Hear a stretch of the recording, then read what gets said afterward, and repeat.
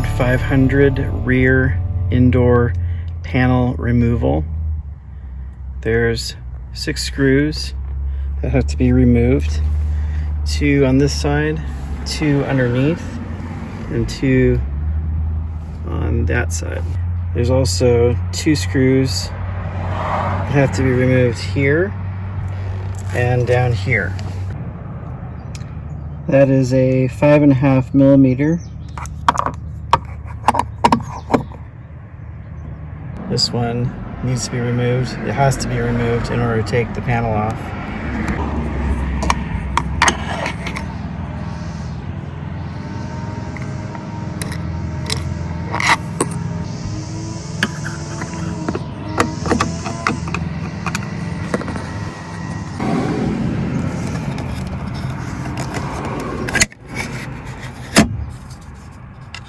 When lifting this up, this is going to need to drop through.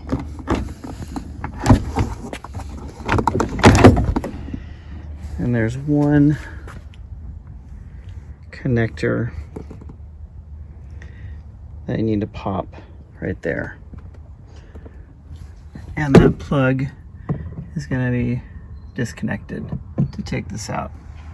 And that's basically it.